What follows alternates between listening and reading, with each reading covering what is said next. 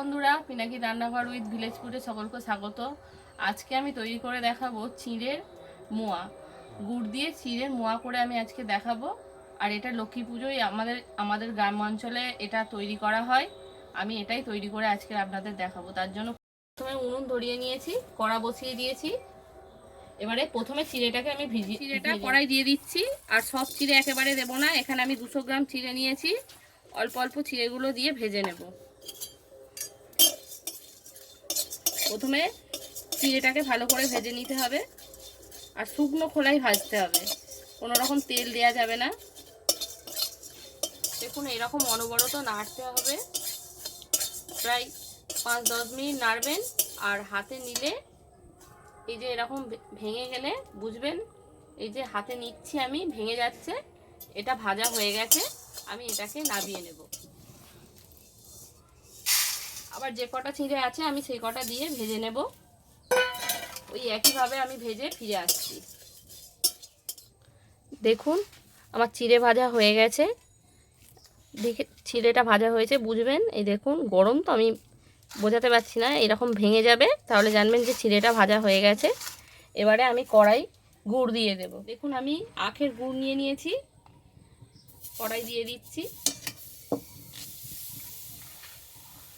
আর চেষ্টা করবেন আখের গুড় দিয়ে করার, আখের গুড় দিলে ভালো হয়, মোয়াগুলো খুব ভালো হয়। এটা ভালো করে আমি মিশিয়ে নেব। আমি এখানে 200 গ্রাম চিড়ের জন্য 200 গ্রাম আখের গুড় ব্যবহার করেছি। এই গুড়টাকে অনবরত নাড়তে হবে, যতক্ষণ না এর মধ্যে একটা চিট উঠবে ততক্ষণ নাড়তে হবে।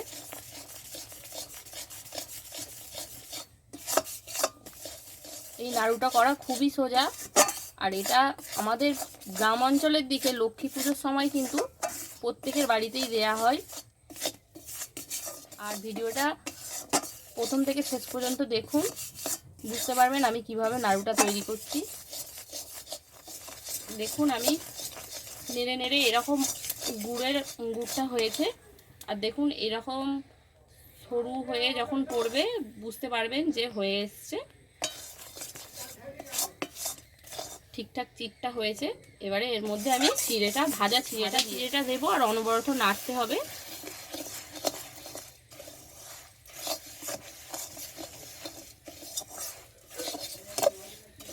ভালো করে মিশিয়ে নিতে হবে গুড়ের সঙ্গে চিড়েটা। 10 মিনিটের মধ্যেই হয়ে যায়, খুব বেশি সময় লাগে না। আমার চিড়ের সঙ্গে গুড়টা ভালোভাবে মেশানো হয়ে গেছে।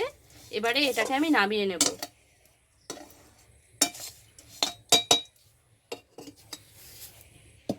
এবারে এটা ঠান্ডা করার জন্য আমি একটা কলা পাতায় নামিয়ে নেব।